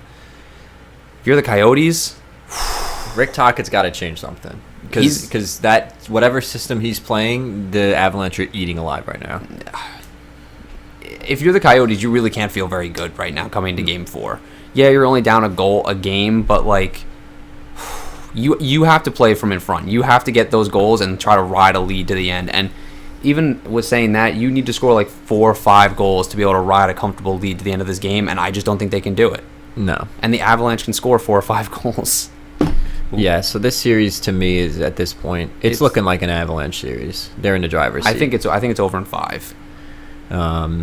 So we'll flip over to it, one of the weirdest, just most frustrating series, brain melting series in the entire playoffs. I think at this point, the 3v6 matchup, the Dallas Stars and the Calgary Flames are tied 2-2.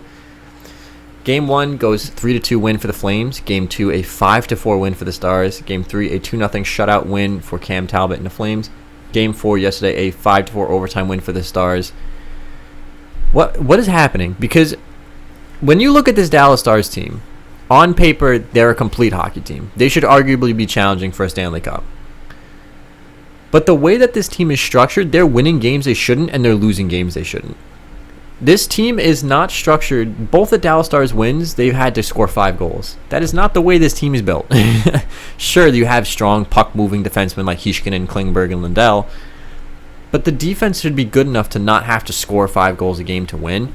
And on the flip side of that Calgary Flames defense arguably is not good enough to win a 3-2 hockey game or a 2-0 hockey game, and yet they're winning those games. It just seems like the teams are flipping back and forth. Like, the 3-2 wins should be the Dallas Stars wins, and the 5-4 win should be the Flames wins. But last night, I mean, the Dallas Stars, arguably that game saved their season, I think. If you don't tie that game up with like 16 seconds left to go and then win the game in overtime on a shot by Heiskanen and net, Radulov gets a tip on in the slot. If you go down 3-1 to the Calgary Flames, I think you're done. Again, kind of the same situation where the Stars' offense is not good enough, I don't think, to power their way back into a series. Their defense is good enough to do it, but can you make heads or tails of what the hell is going on in this series? Because I have no idea what is happening. I couldn't tell you in the least. I have no idea. It's the most confusing. I mean, Ben Bishop went down with an injury, right? So that's why Anton Khudobin has started the last couple of games. Yeah. But I mean, arguably, Anton Khudobin's like probably the best backup in the National Hockey League. I'd feel just as confident, especially playing behind that back end. I wouldn't have any qualms if I was them about putting him in net. I mean, so that's not the issue. The issue really is that like guys like Jamie Benn and Tyler Seguin aren't doing anything. They're not scoring, and they need them to because they're not that deep offensively. They really have a really strong on paper. They have a strong top six that can compete with most top sixes, but not all. And it's not doing anything for them. I mean, Jamie Oleksiak scored the game winner in a 5-4 win. Big Rig is scoring your game winners. Like, come on. And look, everybody knows that the real core strength of this team comes from that back end because it's a really nasty back end. But that, to your point, I mean, really up until Game 4, Denis Gurianov, an exciting rookie, scored 20 goals, had been completely invisible. Pavelski hadn't done anything. And then he gets a hat trick. Jamie Benn got a goal, I think, in Game 1. But, I mean, other than that, like, he's been physical, so he's been noticeable in that way. But he hasn't been on the score sheet, which he needs to be. Tyler Seguin has been on and off. He's had some plays where he looks like vintage Tyler Seguin, and he just has some lazy turnovers. It's such a weird, confusing series. And then from the Flames' perspective, like, you're getting games like 2 goals against, 0 goals against from Cam Talbot. And you're like, wow, like he really looks like the guy we thought he was going to be in Edmonton. And then it's like 5 goals against, 5 goals against, granted in overtime, but it's like, what? To be fair to him, though, those 5-goal games really, like, the goals that are going in aren't necessarily his fault. No, absolutely not. I mean, like, and then to add to the Stars, right, they signed Corey Perry. Good depth option. Good pest guy. Scores maybe 10, 15 goals for you on the third, fourth line. Good. Makes an absolutely brain-dead play on the rush on a goal that should have tied the hockey game like 3.5 minutes before they had to do it with 16 seconds left. Just skates into Cam Talbot and stands on top of him and doesn't get out of the way. He was the most relieved guy in that arena when they tied that hockey game, I'll tell you, because that was a brain-dead bonehead mistake. He's trying to argue that Backlund pushed him in, and did Backlund give him a little shove? Of course, yeah, sure, yeah. He can give him a little right in his back, and he slowly drifted into the crease, stops, straddles the goaltender, doesn't even stop in front of him, literally steps over either side of his pad, and then stands there as the puck is moving right to left and doesn't get out of the way, doesn't make an effort to move. And then puts his hands up as if like he's getting like interfered with. Yeah, like... And then he's arguing with the referee when they call it back. And it's like, my dude, like, what? I understand you're going to argue with the referee on any call, but you have to know deep down that you weren't getting that call. No. Like, we said it as soon as it went in. We looked at each other like, this is coming back. But even and then even their tying goal we thought was coming back because it was almost offside because Jamie Benn doesn't know how to drag his back skate. Jamie Benn had to drag his back skate, and Tyler Seguin basically had to rupture his groin to stay on side, which full props to him for doing that. Yeah, I mean, that was incredible. But, like, Jamie Benn, literally, like, as he's getting ready to skate, you see the puck behind the blue line, he's like, and we're just going to transfer my weight onto the lead skate. And it's like, no, why? Like, they're doing everything they can to sabotage themselves, and I don't understand. Granted, Rick Bowness isn't the coach, right? He's the interim coach. I don't know how good of a grip he's really got on this team. He's been a losing coach everywhere he's went in his career. I'm not going to mince words about it. Rick Bowness is not a great coach by any stretch. But if he just managed to take the blueprint that Monty left them and just said, listen, guys, we're just going to keep doing this, they should win games because they were a really good hockey team with Jim Montgomery. They took the Stanley Cup champion to 7 games in overtime. Yeah. But now they're struggling against the Calgary Flames, who for most of the season looked like they weren't even going to be in the playoffs. And I want to give some credit to the Calgary Flames. I think that Jeff Ward is doing a really, really good job because it was very noticeable to me after Game 2 that They made the adjustment. They recognized, okay, listen, like they're getting a lot of scoring from Heiskanen. They're getting a lot of puck movement from the back end. So they clogged up the middle so those point shots weren't getting through. They're forcing the plays to the boards, which should be a strength of this team because you've got really great wingers in Jamie Benn, Denis Gurianov, Alexander Radulov, Tyler Seguin. You have options on those boards that should be able to put the puck in the back of the net. They're forcing the play to the outside because they recognize that the strength of this offense is from the back end. So they're clogging the middle. A lot of Heiskanen's point shots aren't getting through. A lot of those cross-seam passes aren't getting through. Credit to the Calgary Flames. They made the necessary adjustments. But my question is, where's the adjustments from the Dallas Stars? The Dallas Stars, the adjustment then came on when they had on the power plays or anytime they had the extra attacker or anything, was to try to force their play from the wing. Like you said, yeah, that's fine. But the guys they had shooting from the wings aren't the threats that like Joe Pavelski. They had Joe Pavelski shooting from the faceoff circles. He should be in front of the net. Yeah, why is he loading up as your trigger man? There's no reason for that. Tyler Seguin should be your trigger man. Tyler Seguin, Jamie Benn. Throw Heiskanen in the faceoff circle as your trigger man. Radulov. None of those guys have to run a point from the power play from the point. But for some reason, they stuck Jamie Benn in front, which, again, Jamie Benn's like 6'3", 220 pounds, big guy, hard to handle in front of the net. But Joe Pavelski should also be in front of the net because, let's be honest, he's one of the best guys at tipping pucks and finding loose pucks in front of that net. That's his whole career. And for some reason, they have him as the shooting option on the faceoff circle. Like, it would be like the Islanders putting Anders Lee in the faceoff circle and sticking Brock Nelson in front of the net. It's like, yeah, okay, he's big and he's strong and he might get the job done when you have a guy who's literally at that one thing is elite in the NHL. That is like his whole job. He's like an elite garbage man. Yeah. He's like the New York State Department of Sanitation should hire him because he cleans up all the garbage. Like, he's incredible. But then you're like, hey, Pabs, take that shot from the wing, and it's like, why though? Like, and that's not to say he doesn't have a good shot, but like he's not Jamie Benn. He's not nearly as lethal from there. No, you're willing to give Joe Pavelski that shot 10 times out of 10. Yeah. Because he might beat you 1 or 2 times, but 8 or 9 times out of 10, it's like right in the goalie's chest. Yeah. But in front of the net, he gets a stick on it. You don't want to get it. You don't want him getting a stick on that 1 out of 10 times because you don't know what's going to happen. And to his credit, to game-tying goal, what happened? Joe Pavelski went to the net. He found the loose puck where nobody else did. He cleaned up the garbage. it landed right in front of him, and he was like, "Oh, thank you very much," and just put it in the net on his backhand. I mean, to be fair, Cam Talbot almost got it. Yeah. Because when he tucked it, he missed Talbot's skate by like half an inch. But to his credit, he found the garbage. He put it in the net. That's all that matters, and that's what he should be doing. But the Dallas Stars don't seem to want to do that. Are they getting outcoached? I mean, yeah, Rick Bowness isn't a good coach. It's just I don't want to like harp on the guy, but like throughout his career, he's been a losing coach. Literally everywhere he's went, he's been fired every single time he's gotten a job after 1 or 2 seasons. And he really is only a placeholder until they can either rehire Montgomery, which they might, because they didn't really leave on bad terms, or find another coach. So he knows his job is gone in the offseason. He really doesn't care. He's going to be an assistant coach. I mean, granted, he might want to get them to win. This way he might put himself in the conversation to take over the bench. But the reality is, I don't think the Dallas Stars organization has a lot of confidence in him because they still haven't removed the interim tag from his name. They didn't name him head coach after the regular season. Nope. So it leads me to believe they don't believe in him, and that would probably mean to me that the players really don't believe in him either. And after these couple games, I don't believe in him. Like, Jeff Ward isn't even like that great of a coach. He's good. Don't get me wrong. I'm not saying he's bad. Obviously, every coach at the NHL level is a good coach, but on a relative scale. But yeah, when you're scaling against each other, like he's not John Tortorella or any of those guys. Barry Trotz. He's an okay coach with a decent team. He's not even like a guy like Rod Brind'Amour, who I would also consider a fantastic coach. Yeah. By the way, Rod Brind'Amour is absolutely like ripped. Did you see that thing of when they went to the Toronto Argonauts? Yeah, bro. They were like, it took him like 15 minutes to take his shirt off, and then he was flexing, and it was like, he's like, it's hot out. I don't know what you want me to do. I was like, this man is 50 years old, and like Rod the Bod, bro. Rod the Bod Brind'Amour. Oh my god. By the way, Rod Brind'Amour belongs in the Hall of Fame. NHL, fix that.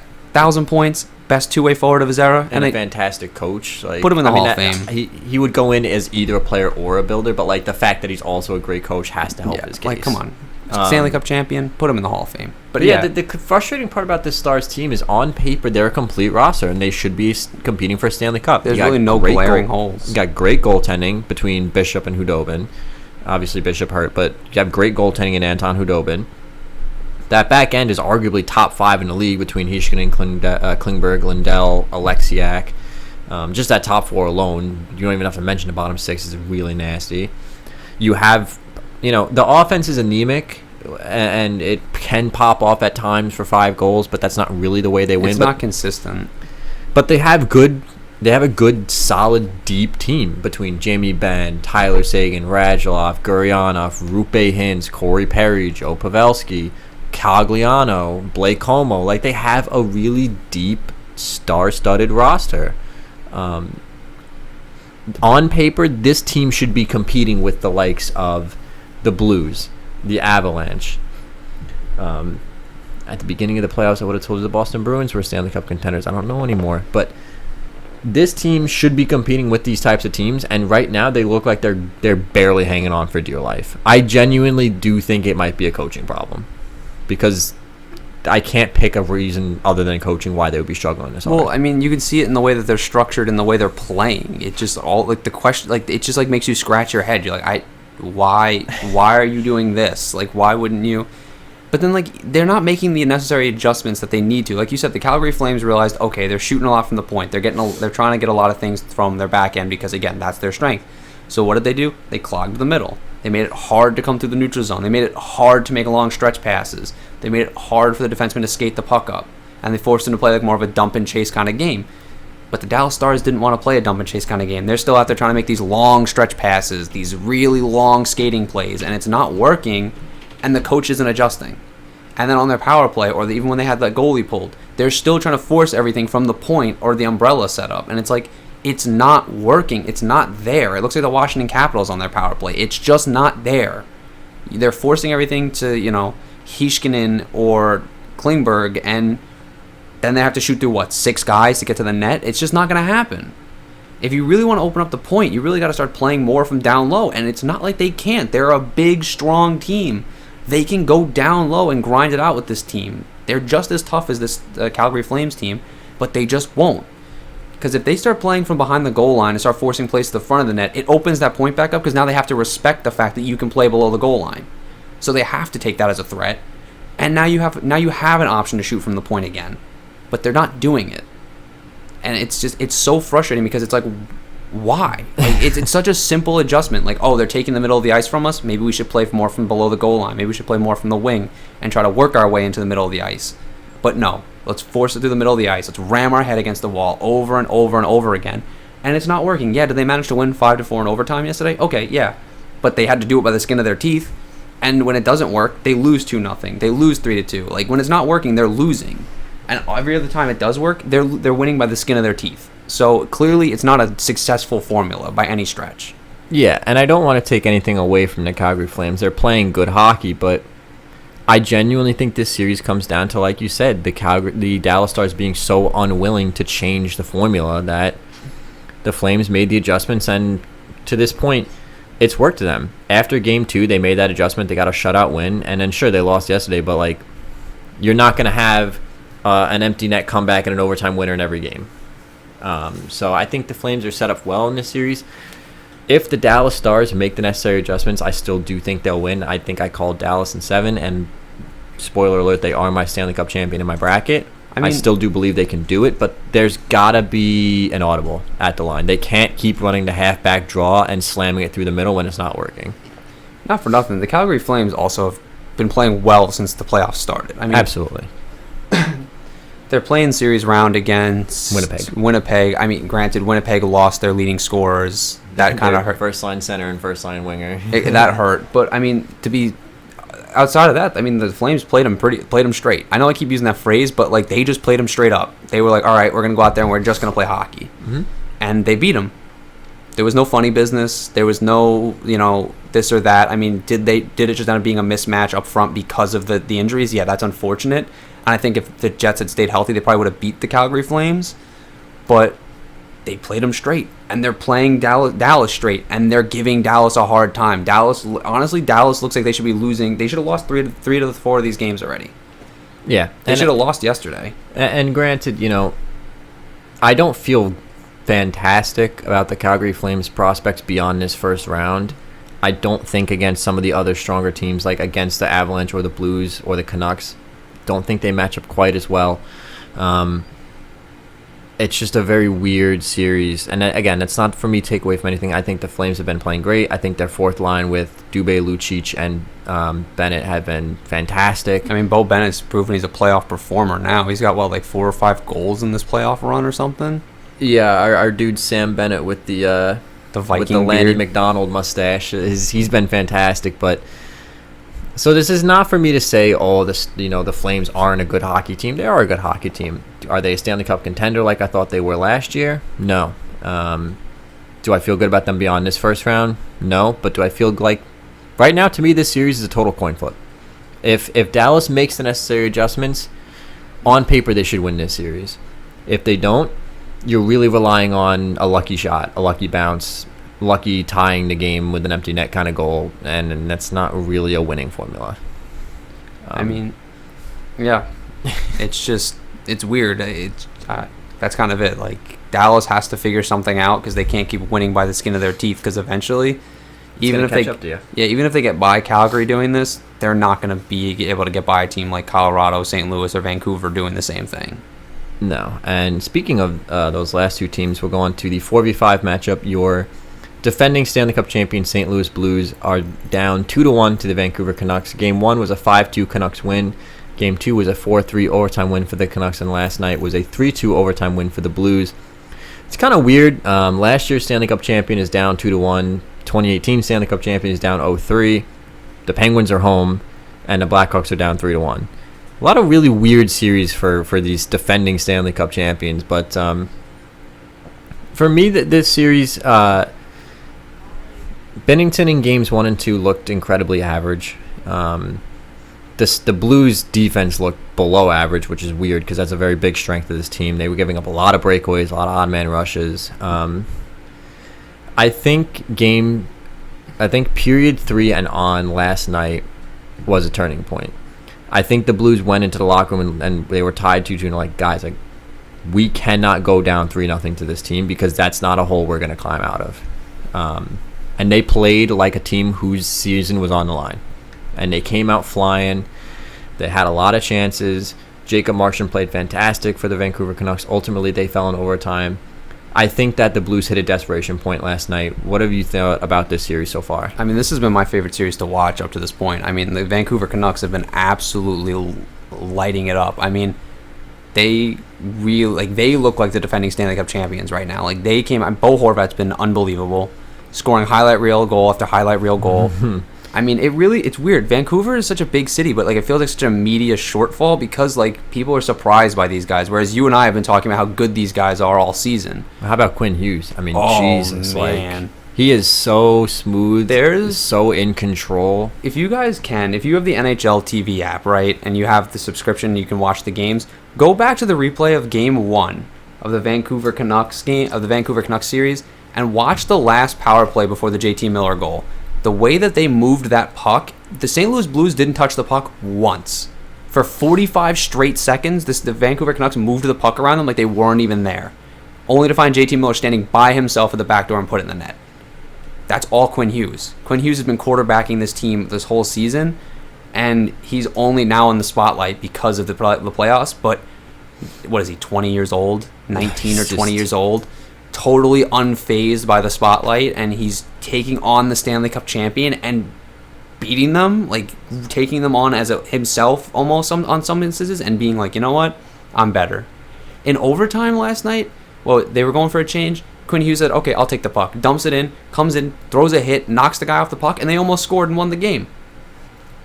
Like, he's been absolutely unbelievable. He's my Calder Trophy winner, he's got to be. He's the best defenseman on the ice for either team every night. He's outplaying Alex Pietrangelo, who might be the best defenseman in the league. Yeah.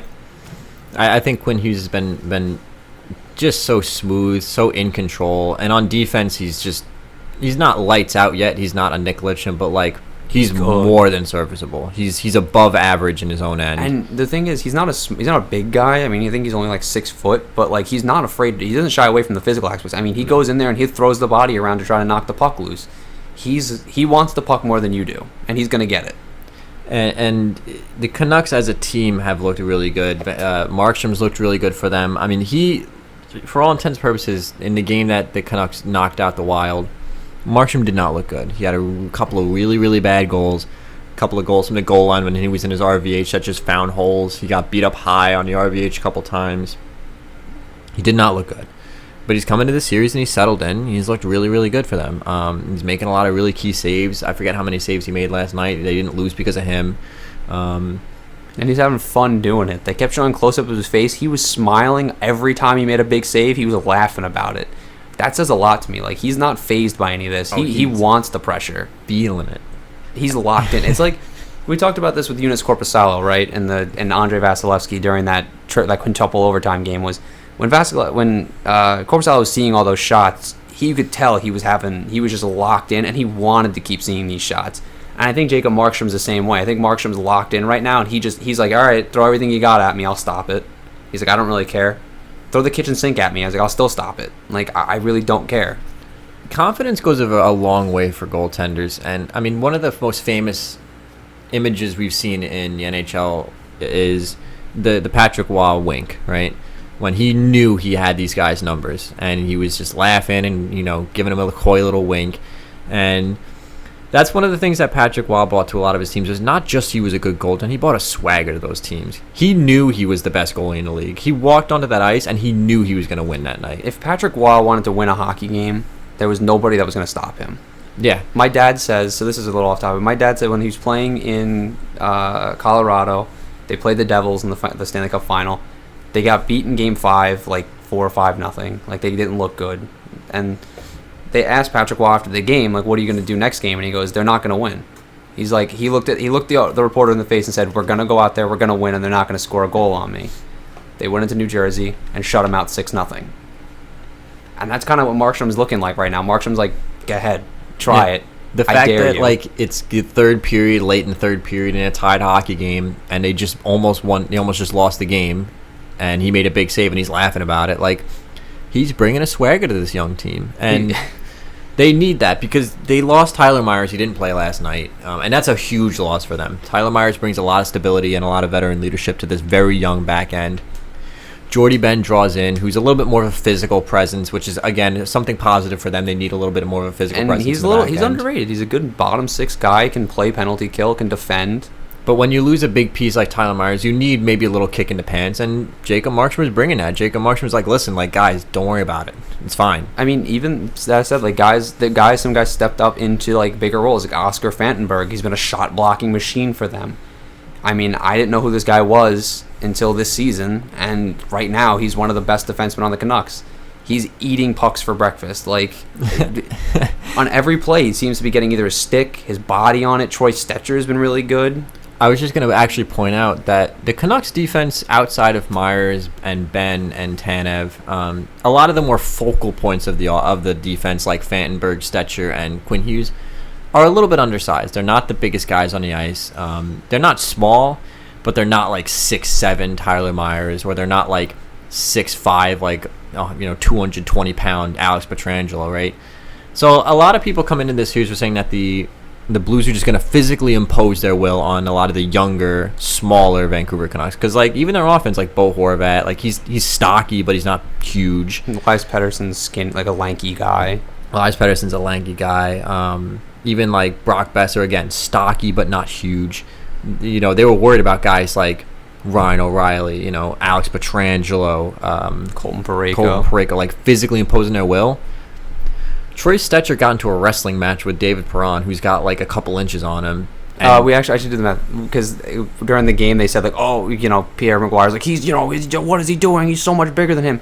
He's 1 inch taller. I think he's 1 or 2 inches taller and only 10 pounds heavier. So it's like, but to Troy Stetcher he doesn't play the same way Perron does. No, but that's what I'm saying. But like, he stepped up and he wrestled with him. It proves him like the Vancouver Canucks aren't going to be bullied.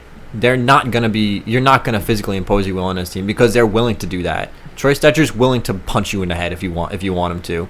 Quinn Hughes is willing to go into the corners with a guy like Ryan O'Reilly. Like, you're not going to physically impose your will on this team because they're young, they have a swagger, and they don't care. And the other thing is, like, they realize that, like, the St. Louis Blues aren't the fleetest of foot, so if they can't catch them, then they can't impose their will. So in the times where they have to, the Canucks are playing pretty physical, but in Game 1 when they beat them 5-2, they just couldn't catch them. The St. Louis Blues looked like they were skating in cement. They really didn't look good at all. And the Canucks looked absolutely lights out. They've been really, and they still look lights out. Even in the game they lost yesterday, they looked really good doing it. Like, I think that Jake Allen coming in gave the Blues a little bit of a shot in the pants. Like, really, like we just got our Stanley Cup rookie All-star goaltender benched because we're not playing well. I mean, to be fair, Jake Allen looked pretty really good. Yeah, like I arguably think that He Jake should Allen start was again today. pretty much the reason that they won that game. He should start again. I know it's a back-to-back, but like he should start again today. And he probably will because he's had so much time to rest. He's probably not tired. He made like close to 40 saves or over 40 saves, I think, last night. So Jake Allen looked really good for them. He looked confident too, though. He looked comfortable and in control. Like you've seen some guys get thrown into like these games, like the backups, and they don't look that great. They look kind of like rushed. I mean, even like James Reimer for the Carolina Hurricanes, even though he's won 2 games, hasn't looked great doing it. He kind of has been like lucky here and there, and then he's looked kind of in control. Jake Allen's glove hand was on fire last night. Oh my God, he looked. How many times did he just pick it out of the air like it was no big deal? Like just like picking cherries, like thanks, caught it. You can have that back now. There was the one late in the game with who was it? It might have been Bo Horvat or Besser. Leans in, rips it through the slot, snagged like it was nothing. The glove comes up short side, rips it out of the air, and it's just like, all right, it's one of those nights, I guess. He's just on fire. And the Blues need that because the Blues are a team that, as great as they are defensively, they also do rely on their goaltender to make those kind of saves. I mean, it's going back to like Game 7 last year, they would not have won that game without Jordan Binnington. I've never seen a goaltender want a game, like to win a game more than Jordan Binnington did in Game 7 last year. And honestly, Jake Allen really wanted to win last night, and you could see it in his face. He wanted to prove to them that like he still can play for them. And he honestly might be making a case to get traded and be a starter somewhere else. Yeah, I agree with you. I think Jake Allen should go again tonight. How do you feel about this series going forward? Do you think it's going the distance, I think. Yeah. I really think these teams are pretty evenly. Like, the games the Canucks are winning, they look really good, but, like, I think it's pretty even at this point. Like you said, the Canucks aren't backing down, and the Blues aren't backing down. The Blues are still going to try to physically impose their will, and the Canucks, it's just going to see if the Canucks can hold out long enough to win, or if they're going to be, because they're younger, they don't have the experience, that they're going to get worn out by the St. Louis Blues. And I think that being said, even if they get by the St. Louis Blues in like 6 or 7 games, they're still going to be pretty worn out for whoever they face next, because that's a big undertaking to take on a big physical team like this and win. The Stanley Cup champion St. Louis Blues. And the St. Louis Blues proved last night they're not going down without a fight. I mean, that was the difference for me between the St. Louis Blues and the Washington Capitals. Was the Washington Capitals came into that third period tied and played like they were playing for overtime. The St. Louis Blues, while they did go to overtime, they came in that third period and they were playing desperate hockey. They wanted to win the game. I think they recognized, like, listen, guys, like, what are we doing? We're the defending Stanley Cup champions. We can't go down 3-0 because as good as we are, it's not going to happen. Asking us to win 4 games in a row is a massive undertaking against any team. And let alone a good Canucks team who's playing like a great team right now. They're playing. I thought the Canucks. Again, we said that the Coyotes were going to win the division, but then when they traded for Tyler Toffoli, I really thought that made them like a division leader, and they're looking like the team that really should be in the number 1 spot for that division. Like, they're playing like a division champion. They're playing the Stanley Cup champions straight. Yeah, like we keep saying, like they just came out and they're just like, again, it's like that young mentality. They have nothing to lose. Like the St. Louis Blues have everything to lose. They lose in the first round here, and it's like all the question marks come up. Like, what happened? Why did they lose? How did you lose to the Canucks? The Canucks lose in the first round, and it's just like, hey, guys, I mean, good on you. You took the Stanley Cup champion to however many games you took them for. At least 6. You played them straight, and you lost. There's no shame in that. You're a young team. You got a lot of experience out of it. Next year, you'll get them. Yeah. So, like, and that's the mentality. Like, all right, well, we have literally nothing to lose. 0. Like, so if we go out there and we win, it's just a bonus, but like, we're gonna go out there and we're just gonna play them hard and straight. Yeah, it's a really interesting season. I agree. I think it's gonna go 7 games. I can't really tell you who's gonna win at this point. I think if the Blues keep that desperation up, if they play the way they played from the third period on last night, I think they'll end up winning the series. But if they slip, the Canucks are fast enough to catch you. One mistake against the Vancouver Canucks is arguably a goal in the back of your net. Yeah, if you leave, it's like what was it? Patrick Sharp said it best last night, because Pettersson's goal was from a turnover. The puck was just left in a battery. What the hell that was? It was like there was like 2 cars. Like, one guy puts his right turn signal on, one puts his left turn signal on, and they just crash into each other. Yeah, I don't know what the defensemen were thinking. But Patrick Sharp said it best on the NBC broadcast, which is if you leave the puck in bad areas when Elias Pettersson's on the ice, he's gonna put it in the net. And I think it goes for the whole Canucks team. If you leave the puck in bad spots against the Vancouver Canucks, they're more than likely going to find the back of your net. Yeah, I mean, you don't really want to be giving it to pretty much anybody. Where, like, the St. Louis Blues, you can, like, the puck is in a bad spot on the ice. They're not nearly as opportunistic, and they're not as lethal offensively. So most of the time, it'll probably end up in the back of your net, but you're not playing with as much fire as you are with the Canucks. So the Blues really have to be better about the way they've been managing the puck, because they have not been smart with it. So... yeah, I think that's pretty much, unless there's like some last minute thing you want to hit on any of these series. No, I think we pretty much covered it. I think. So we'll do again, probably, like I said, the second round is supposed to start a week from yesterday. So maybe next Monday we'll wrap up the first round. And do some talk a little bit about what's going on. Because game one will be started by then. Whenever these first round series end, whether it be that Monday or if it ends early, if teams like wrap up series, like even if we have to do 2 episodes this week, like we'll wrap up the first round whenever it's over. I don't know when that's gonna be. Yeah, I don't either. And then we'll probably be like a day behind on the second round. So by the beginning of next week, there'll probably be like 1 or 2 games played from like 1 game at least for a lot of these teams. With the second game the first games for the other teams getting ready to be played. So you're just gonna have to bear with us because the NHL is hitting us at lightning speed. So I mean, we're trying as best we can. I mean, we're keeping up weekly content, but it's hard to keep weekly when like the qualifying rounds just ended and then the playoffs started and then we have to go to this and then the round brought and then this ended and now this. The content is weekly. It's just not always timely, just because of how fast everything's happening. Like we talked about the end of the play-in rounds, and then like the next day, some series were already like 2-0, and it's just like like so we apologize. I mean, we're gonna do our best. We're trying our best. That's really it. Like some of the takes might come out as kind of cold after this because it's like, wow, yeah, of course, duh, the St. Louis Blues won, but it's like we're trying. But at the time we were recording this, that game hadn't even started, so I'm like, you know. I mean, they're playing tonight, so everything we said could be totally irrelevant. And it could be a tied series tonight, or the Canucks could be up 3-1. So who knows? But that's just kind of the fun of it. I think, obviously we're all having a blast just watching so much hockey. So, like I said, whenever the first round ends, whenever that may be, whether that is a week from yesterday or whether that's sometime in the middle of this week because series wrap up, we will do a first round wrap up.